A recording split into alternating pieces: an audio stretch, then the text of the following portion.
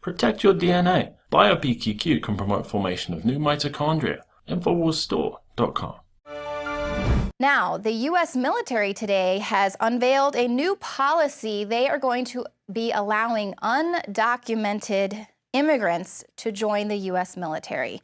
Now, these new rules will expand an existing program. It allows recruiters to target foreign nationals with high demand skills, mostly rare foreign language expertise, or specialized healthcare training. Now, this is the program. It's known as Military Accessions in the National Interest, or MAVNI. It'll be open to immigrants without a proper visa if they came to the U.S. with their parents before age 16. They say they're going to cap the recruits at $1,500 per year. Now, flashback to just earlier this year when it was announced that nearly 30,000 U.S. soldiers were going to be removed from active duty in accordance with the military drawdown. So no jobs for U.S. soldiers, but bringing in these undocumented immigrants. Now, budget projections indicate the Army will end fiscal year 2014 with 510,000 soldiers. The active component is slated to hit 490,000 by the end of 2015. And if lawmakers don't ease the threat of further cuts, the active component could reach 420,000 by the end of the decade.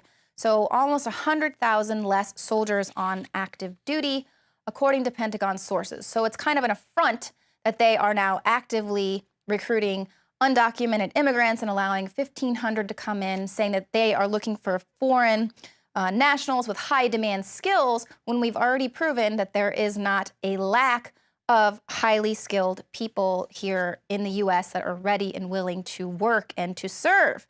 Now, what can all of these soldiers do that are going to be relieved from active duty?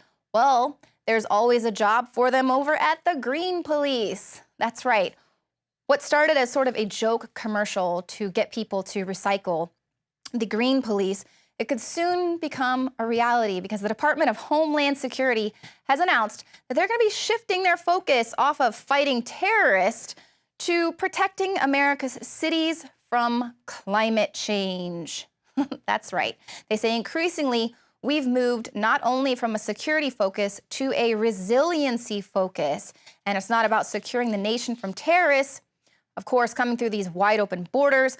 No, now they're going to be using drones to make sure that you're not watering your lawn on an off day, or, charging you a fine for throwing away too much food waste like they've already started to do in Seattle. They're fining people who throw away too much food and don't compost.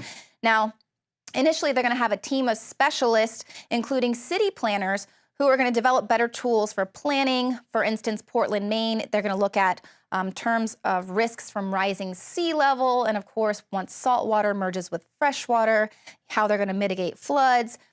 But here's the thing. They point out how California derives about $1 billion annually from their cap and trade program. Now, this is a program that sells greenhouse gas emissions permits.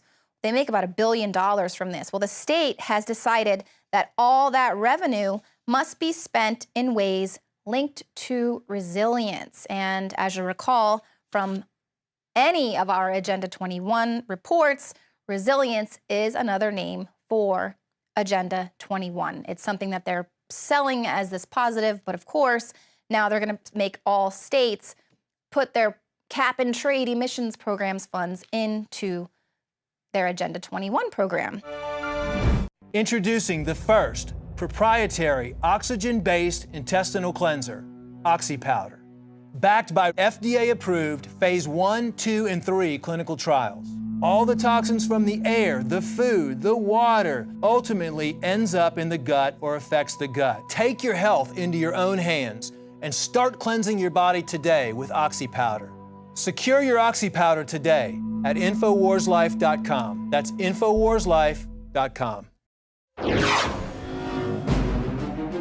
Good evening, everyone. I'm Darren McBreen, and here are some of today's top headlines breaking right now at Infowars.com. A CBS News review of available public data from more than 30 states found that law enforcement agencies affiliated with educational institutions have obtained more than $13 million worth of military gear from the DoD program to militarize schools.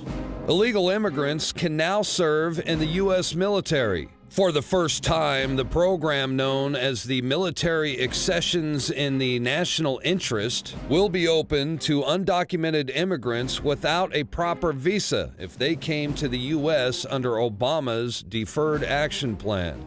The CIA admits to destroying Gary Webb's career. New documents released by the agency reveal that they worked with some of the country's largest newspapers to destroy the journalist, who famously exposed the CIA's connection to the cocaine trade and the Dark Alliance investigation. Gary Webb was found dead in his apartment in 2004 with two .38 caliber bullets in his head. It was ruled a suicide.